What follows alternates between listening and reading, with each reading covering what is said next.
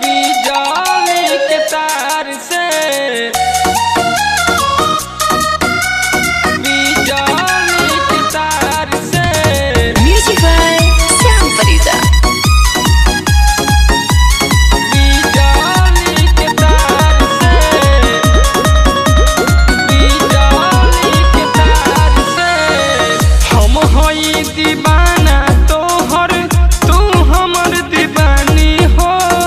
साच साच बात तोहसे हम कहतानी हो, हम कहतानी हो। हम हई दीवाना तोहर, तू हमर दीवानी हो। साच साच बात तोहसे हम कहतानी हो। हमर तू त बनबू कनिया सुनना सपना में प्यार से। हमर तू त बनबू कनिया सुनना सपना में प्यार से। कि तू त शादी रचैबू कवन सार से, त सट के मर जाइब बिजली के तार से। कि तू त शादी रचैबू कवन सार से, त सट के मर जाइब बिजली के तार से। Recording by Janet studio Sursand. त सट के मर जाइब बिजली के तार से। दिल में बसवले बानी तोहर तस्वीर के, बान विश्वास सीना देखिलन चीर के। दिल में बसवले बानी तोहरा तस्वीर के, बान विश्वास सीना देखिलन चीर के। तोहरे याद में डूबल रहिला हम तो तोहरे से प्यार जान करीला।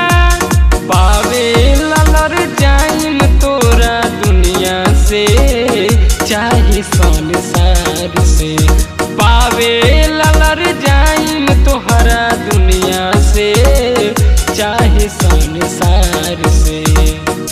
कि जाती साथी रचैबू कवन सार से, त सट के मर जाइब बिजली के तार से।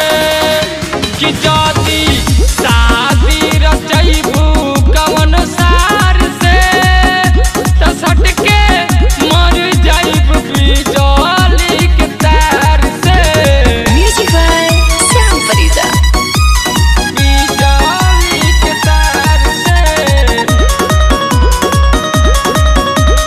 बिजली के तार से। तू ही त बारू सांस हमर धड़कन हो।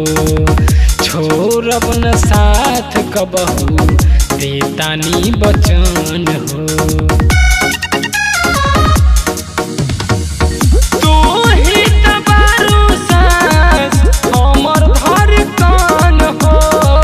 छोड़ब न साथ तोहर देतानी बचन हो। तोहर जुदाई न सह पाइब हो, राइटर सुके सरजी न पाई हो। कबहू न भूलबू बोल गोविंद के, तू तो अपन यार के।